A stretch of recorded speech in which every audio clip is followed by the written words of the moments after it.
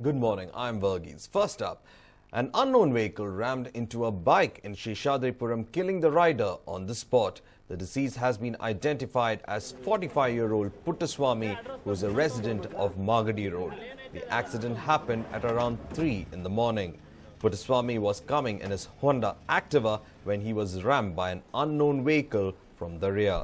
A case has been registered with the High Grounds Police.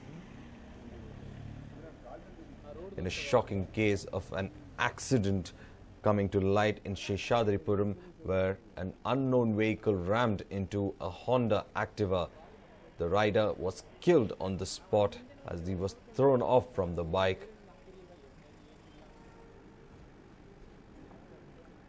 The police are investigating the matter and are trying to get CCTV footage to in fact find out what kind of a vehicle is responsible for this accident. The case has been registered with the High Ground Police Station. When the accident occurred, passers-by immediately informed the civic agencies as well as the police. An ambulance was immediately sent to the spot where the body was in fact transferred onto it, and later the police registered a case. The identity of the person was established from the records found in his purse.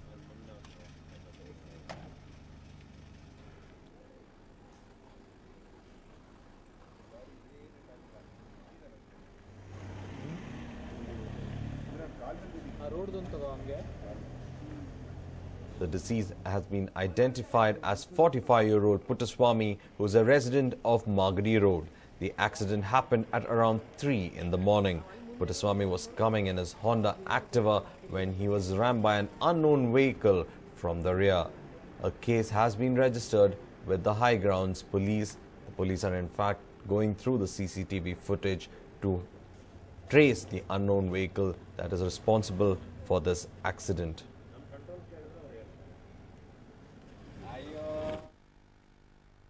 The tug-of-war over garbage dumping continues. The villagers of Mandur are unrelenting in their demand to not allow garbage trucks to enter the village. Several of them are seen standing outside the landfill. Meanwhile, a few garbage trucks dump the waste near Kodigehalli. Since Section 144 is imposed in Mandur, a few trucks manage to dump the garbage there as well. But the residents of Kodigehalli and Mandur are now up in arms against the BBMP. But because Section 144 was imposed in and around Mandur, some of the garbage trucks were able to dump garbage at the Mandur landfill. But however, some of the trucks were diverted to Kodigehalli where the garbage was dumped, and this did not go down well with the residents of Kodigehalli, who in fact picked up an argument with the authorities saying that their area was being polluted with garbage.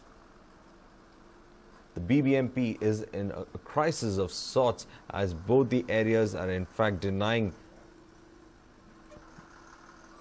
access to the trucks to dump garbage in these areas. This has resulted in fact into a problem for the citizens of Bengaluru, as several areas in Bengaluru have seen garbage pile-ups.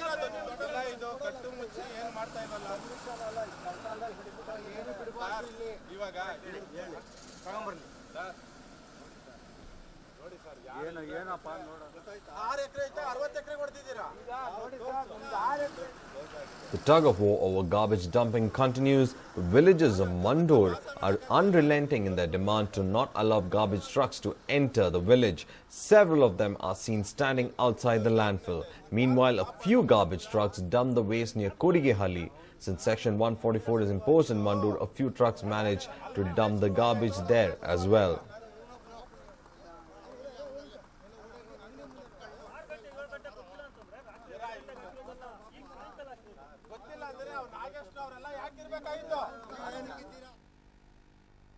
In a shocking incident, miscreants planned and looted a service apartment on 14 Langford Road in Bengaluru. The incident occurred at around 9:30 last night, when two among the miscreants entered the apartment's lobby in the pretext of asking for a room. While the two were making conversations with the people out there, 5 other miscreants have entered the scene with knives. The group then have demanded the people at the reception to pay them money. The group then also went ahead to threaten them. The group later fled with 23,000 in cash after threatening the employees of the apartment. On learning about the incident, DCP Crime Ashok Goyal visited the place. A case of dacoity has been registered at the Ashok Nagar police station. A shocking case of armed robbery coming to light from Langford Road, where a service apartment was in fact looted by armed robbers. They first came in the pretext of booking a room. 2 of them came in the pretext of booking a room, and later 5 of them entered the scene with knives. They threatened the cashier who was there and demanded that he depart with the money. The cashier departed with almost around 23,000 rupees. And after they had the money in their hand, the gang just fled from the spot. The surface apartment owner in fact informed the police, and the DCP of crime visited the area to personally check upon what had occurred. They are looking at the possibilities of CCTV footage to in fact ensure that they would be able to find some clue as to regard which gang is behind this.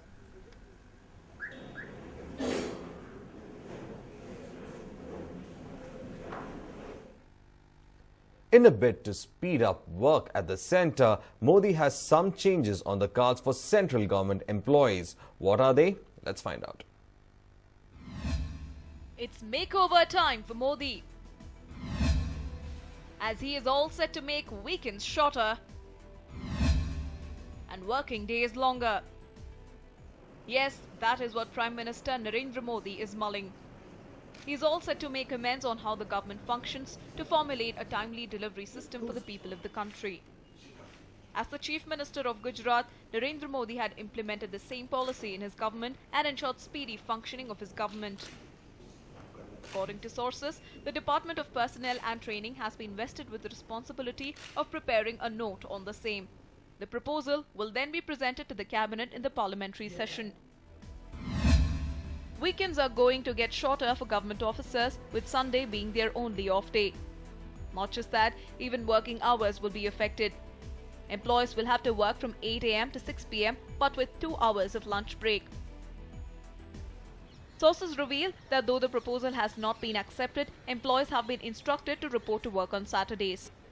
The Prime Minister was expected to hold a meeting on Tuesday to discuss it with his cabinet members, but due to the untimely death of Gopinath Munde, the meeting was postponed. The 5-day week policy was implemented by the Rajiv Gandhi government, and every government followed suit. Now that Modi has decided to change the age-old system, let's listen to how the Congress has reacted. Now it is for the Modi government to prove or to deliver what they had promised to the masses of this country. So now whether it is 6 days or 5 days, it is a matter of deliverance of the promises they made to the people of this country. So let's wait and see how they deliver it. Now the people are expecting results. So we're just waiting for results. This is not the only amendment in Modi's agenda. He has also proposed to go the MNC way and pay them according to their performance. According to Modi, this will ensure better competency and competition. The party has stayed mum about all these proposals. See, whatever what is government is going to do, it is its own duty. But where it's concerned to me, I don't know more about it. That what is a fact. Naturally, where it's concerned to my personal view, I am really having a good liking for this, because such sort of decision, it should make good for the good governance. Modi, who is said to be a hard worker and works for about 18 hours a day, expects his cabinet to work for at least 12 hours. It remains to be seen whether the government officers will welcome the decision with open arms or not. Sanjay Dikshit, News9, New Delhi.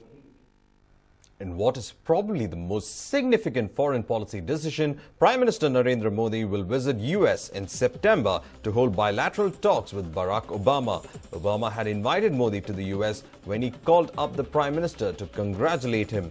Significantly, the meeting won't happen on the sidelines of the United Nations General Assembly in New York, but in the form of a full-fledged bilateral summit in Washington. The two sides are finalizing the date for the meeting, which will be in the last week of September. The Modi-Obama summit promises to be one of the foremost international events of the year and will overshadow Modi's presence at UNGA.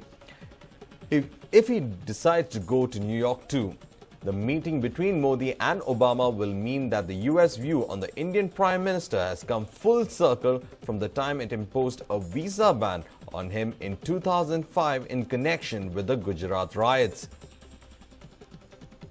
Well, a significant policy move over there where the US in fact is now going to shun the kind of untouchability it had towards Modi with regards to the visa ban that it had imposed upon him when he was the Gujarat Chief Minister.